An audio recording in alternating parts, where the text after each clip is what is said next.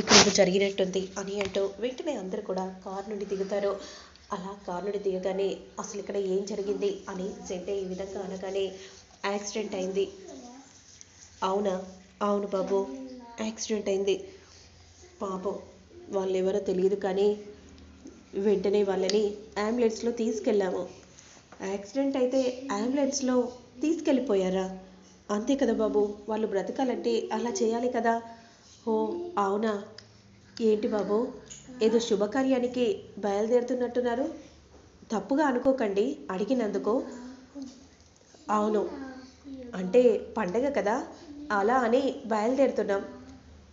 కొత్తగా పెళ్ళైన దంపతులు శుభమా అని వెళ్తున్నప్పుడు అపశకునం ఎదురైనప్పుడు ఇంటికి వెళ్ళడం మంచిది బాబు. ఎందుకంటే ఆ అమ్మాయిని చూస్తుంటే అలాగే కనిపిస్తుంది కాబట్టి మీరు ఎలా వచ్చారో అలాగే వెళ్ళిపోండి. ఎందుకంటే అంత మంచిది కాదు అని విధంగా అనగానే సరే ఇక మీ ఇష్టం బాబు అని అంటూ అక్కడి నుండి వెళ్ళిపోగానే ఏంటి ఏం చూస్తున్నారో, ఇక త్వరగా వెళ్దాం పదండి. ఎందుకంటే ఇక్కడ ఉండడానికి వీల్లేదు, అపశకునం ఎదురైనప్పుడు వెళ్ళకూడదు అని రవి చెప్పగానే అప్పుడు వెంటనే ఏంటి సగం దూరం వచ్చి మళ్ళీ తిరిగి ఇంటికి వెళ్ళడమా? మీరుండండి, మీరు ఆగండి అని గౌరీ వాళ్ళ చెల్లెలతో అంటూ ఉంటుంది. అవునన్న, మనం ఇక్కడ ఉండకూడదు, ఎందుకంటే అపశకునం ఎదురైంది కదా, కాబట్టి ఇంటికి వెళ్ళిపోదాం రవి చెప్పినట్టుగానే అని అక్కి అనగానే అది కాదక్కి, అసలు మనం ఎందుకు బయలుదేరాం? పూర్వీకుల ఇల్లు చూద్దామని కదా.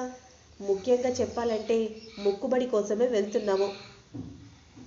మరి నీకు మొక్కుబడి ఏమైనా ఉందా అక్కి? ఉంది శంకర్ గారు,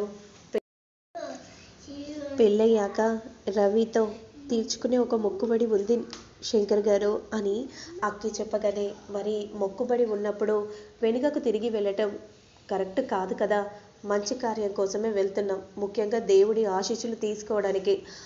నువ్వు చెప్తుంది కూడా నిజమే శంకర్, పూర్వీకుల ఆశీర్వాదాలు కూడా అక్కికి లభిస్తాయి.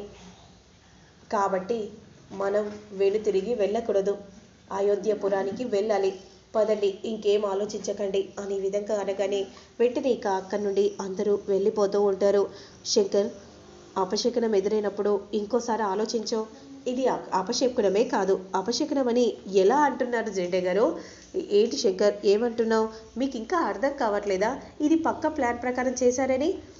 యాక్సిడెంట్ అయితే బండి అటైనా ఉండాలి ఇటైనా ఉండాలి, ఎటు కాకుండా మధ్యలో కారుండి ఎదురుగా బైక్ ఉండడం ఏంటి?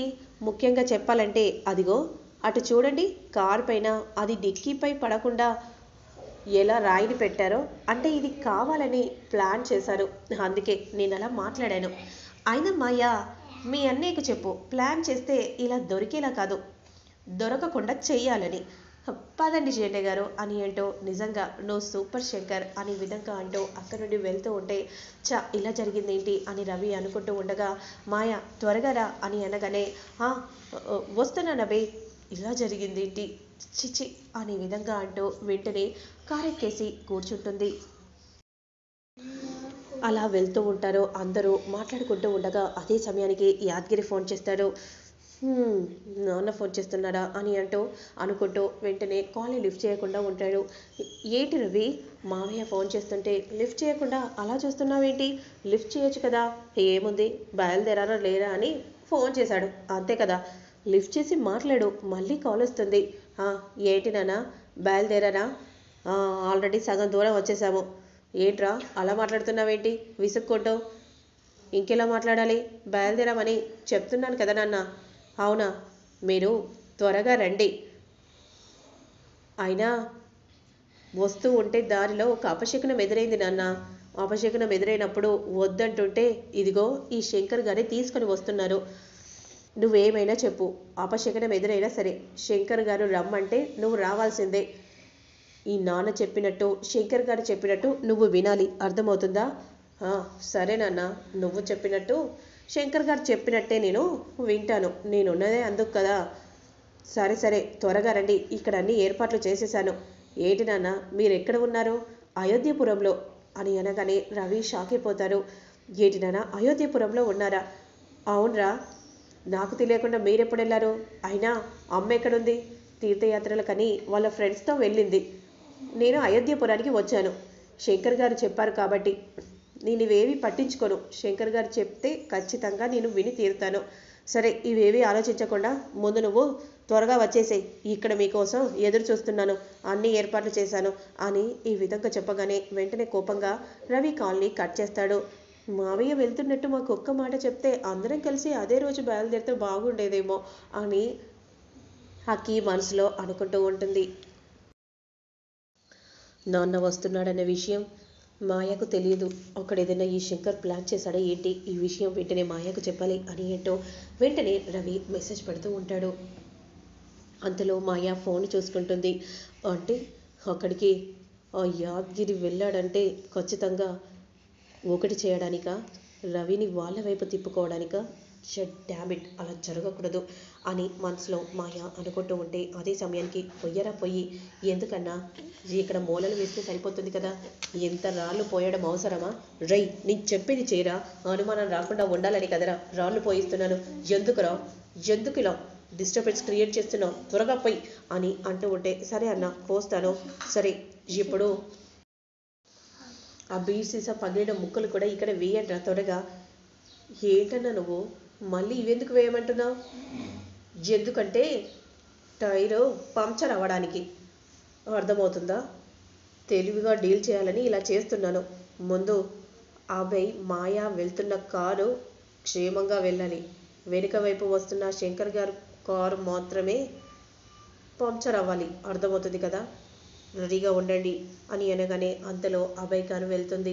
ఇక నెక్స్ట్ ఆర్య కారు వెళ్ళబోతూ ఉన్న సమయంలో క్రింద వెంటనే ఆ బీర్ పగిలిన ముక్కలను వేస్తారు. ఒక్కసారిగా పంక్చర్ అయిపోతుంది. ఏంటి శంకర్, ఏదో సౌండ్ వచ్చినట్టు అనిపిస్తుంది. అదే నేను కూడా అడుగుదాం అనుకున్నాను. సరే పద క్రిందికి దిగుదాం అని అంటూ క్రిందికి దిగగానే శంకర్ టైర్ పంక్చర్ అయింది. అయినా స్టెఫ్నీ ఉంది కదా, మార్చుకుందాంలే అని అంటూ ఉంటారు. మీరు మాట్లాడుతూ ఉండండి, మేము ఇంతలో త్వరగా టైర్ చేంజ్ చేస్తాం. ఏంటి చేంజ్ చేసేది? అయినా మేము మాత్రం రాము. ఇది రెండో అపశకునం. వెళ్ళే మార్గ మధ్యలో ఏదైనా జరగరాంది జరిగితే అందుకే మేము మాత్రం రాము. మీరు వెళ్తే వెళ్ళండి. అవును శంకర్ గారు, రవి చెప్పినట్టుగా ఇది ఇంకొక అపశకునం. మనకి ఇలా సూచిస్తుందంటే ఏదో జరగబోతుందని కావచ్చు. అందుకే మనం ఇంటికి వెళ్తే మంచిది.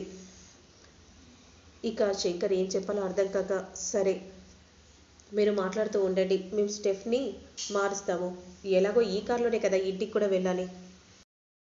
నేను అనుకున్నట్టుగానే జరిగింది. ఇక అభయ్ మనం ముందు వెళ్దాం పదా, వాళ్ళు ఎలాగో మన వెనకాలే వస్తారు కదా.